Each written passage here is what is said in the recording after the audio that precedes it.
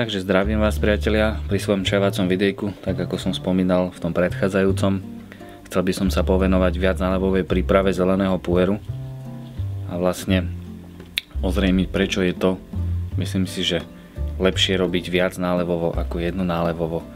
Pokúsim sa vám to vlastne v tomto videjku tak skrátke vysvetliť. Na čajovanie používam keramiku od Mirky Randovej a Peťa Nováka.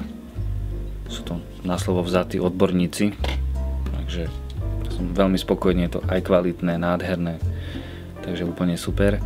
Čaj väčšinou kupujem u Peťa Staníka, alebo mám teda od Peťa Staníka, ktorý má stránku puer.sk. Sám si chodíte čaj vyberať do činy, čiže je to na slovo vzatý odborník.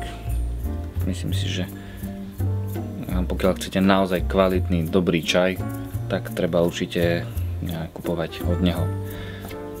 Takže to by bol taký mini úvod, no a poďme sa vrhnúť teda na to samotné čajovanie a prípravu. Čo sa týka gramáže na konvičku, odporúčil by som 3 až 10 gramov, v závislosti teda od toho, že aký starý je ten čaj. Pokiaľ je ten čaj, dajme tomu, že tohtoročný, tak by som odporúčil na konvičku v pohode stačia 3 až teda tých 5 gramov, pretože ten mladý čaj je neskutočne silný a dokáže s vami porobiť divy, že sa vám ešte aj vlasy na hlave postavia. No a pokiaľ je ten čaj odležaný ako mám teda ja túto Badu, ktorú som kupoval v roku 2012, túto od Peťa Staníka, vtedy som ho skúšal, alebo neskutočne silný aj na mňa, veľmi horký, tak som si teda povedal, že ho archivujem a že si ho nechám, počkám, kým sa tá chuť trošku zjemní, kým sa to celé zlepší. Vlastne po 4 rokoch som ho vyťahol a začal piť a myslím si, že je naozaj vynikajúci. Čo sa týka chute, horkosť ustúpila skoro úplne, je nádherný, ovocný, voňavý, jednoducho úplne hladký, naozaj skvelý zelený puer. Myslím si, že už sa nedá dostať, pozrel som na jeho stránke, nenašiel som ho tam, možno teoreticky má niekde v archíve, že ho ešte vyťahnem, neviem. Ale ak by náhodou niekto chcel, tak viem nejaký kúsok poslať. Alebo teda poskytnúť. Čo sa týka samotného čajovania, alebo teda pred začatím čajovania, je dobré oživiť konvičku. Alebo teda je dobré priviesť k životu keramiku. A robíme to vlastne tým spôsobom, že nalejeme dnu horúcu vodu, konvičku polievame horúcu vodou, aby sa zohriala, takisto zlievku a takisto aj misku. Necháme to chvíľku tú horúcu vodu teda pôsobiť a potom v podstate tú vodu môžeme vyliať a dáme dnu čaj. Čaj tam môžeme nechať nejakú minútku. Vlastne tým, že je vnútri vlhko, tak sa jemne otvoria tie lístky, čiže aj ten čaj sa preberí k životu a potom v podstate môžeme urobiť ten prvý nálev. Čo sa týka prvého nálevu zeleného pueru, niekto prvý nálev už rovno pije a niekto vlastne tým prvým nálevom patinuje konvičku. Patinovanie konvičky,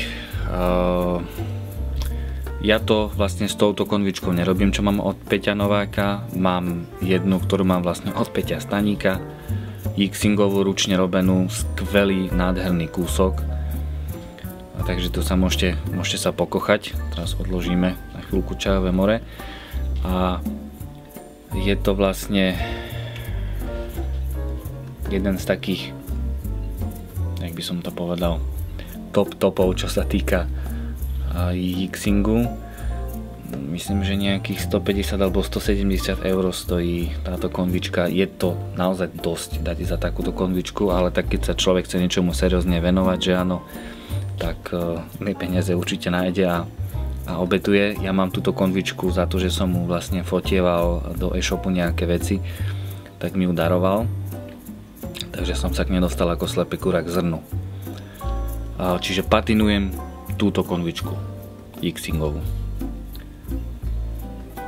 No a teraz sa vlastne dostaneme k tej hlavnej časti, prečo viac nálevový puer. Keď sa pozriete na tieto obrázky, tak tam je vlastne vidieť, ako sa mení farba jednotlivého nálevu. To znamená, že každá tá farba má aj rôznu paletu chuti. Čiže ten prvý nálev, ktorý bol 30 sekúnd, ktorý teda niekto používa na oplachovanie, na patinovanie, je veľmi slabý. Druhý nálev je už silnejší, tie listy sú otvorené, čiže tam sa môže prejaviť viac, dajme tomu, sladkosť, alebo ovocnosť, alebo horkosť, alebo podobne. Takisto, čo sa týka toho 3., 4., 5., čiže ako sa zmení farba, tak sa zmení aj chuť. Preto mňa baví viac nálevové čajovanie, pretože človek tam dokáže objaviť rôznu paletu tých chutí, hej, od, dajme tomu, tej slabúčkej cez horkastú až po tú výraznú ovocnosť. Niektoré nálevy majú dochuť teda viac horkú a niektoré majú dochuť naozaj že skvelú ovocnú. Ešte by som sa vlastne vrátil k tomu, že čo sa týka napríklad dýmania dýmky pri tomto, ak si chce človek naozaj vychutnať chuť toho čaju, tak určite by som tú fajku nedoporučil. Čo sa týka tmavého pueru, tak tam je to fajn. Teda pokiaľ má ten tmavý puer skôr takú orieškovú chuť, nie zemitú moc, ale takú orieškovú, a k tomu sa mi výborne sa mi k tomu hodí Peterson Deluxe Mixer. To je vynikajúca kombinácia tým, že oriešky, hej, trošku tej vanilky, skvelé, akože to je naozaj perfektné. Ale čo sa týka zeleného pueru a tej chuti, tak to určite nie. Ešte by som spomenul jednu vec, čo sa týka neglazovaných konvičiek. Je to v podstate tak isto ako pri fajkách, že každý druh čaju by mal mať svoju konvičku. Pokiaľ je to glazované, je to jedno, môžete to tam hádzať 5. cez 9, ale ak je to neglazované, tak použiť konvičku jednu zvlášť na zelený puer, pretože tá konvička sa začajuje tak, ako sa dýmka zafajčí na určitý druh tabaku, tak sa tá konvička začajuje na určitý druh čaju, čiže zelený puer, tmavý puer, darjeelingy, oolongy, červené čaje, dajme tomu, že japonské čaje. Ak je čaj dobrý, tak vydrží, alebo teda zelený puer, tak vydrží, dajme tomu, tých 10, 15 až 20 nálevov. Stalo sa mi naozaj, že som mal skvelý čaj od Peťa a vydržal 20 nálevov. Čo sa týka čistenia, na to by som chcel veľmi upozorniť, pokiaľ máte neglazované konvičky na čaj, ak je glazované, je to úplne jedno, ale ak je teda neglazovaná, v žiadnom prípade nečistiť jarovou vodou. Neexistuje. To tú konvičku potom môžete rovno zahodiť.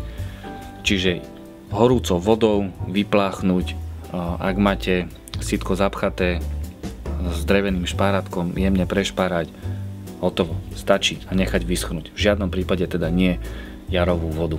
A ešte som chcel jednu vec, možno by bolo celkom zaujímavé pobaviť sa o japonských čajoch, o príprave a o chutí, pretože pre mňa sú japonské čaje zelené absolútna čerešnička na torte. Sú to chuťovo vynikajúce záležitosti, takže možno, ak by bol záujem, tak by som skúsil urobiť nejaké videjko a nejaký menší pokec o zelených japonských čajoch, či už sencha, gyokuro, gabuse, hocičo. A tiež možno jak načrtnúť tú prípravu a vlastne tiež takú tú paletu tých chutí a týchto vecí.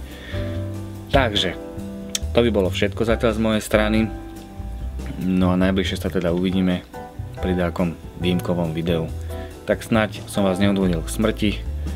Majte sa krásne. Ahojte.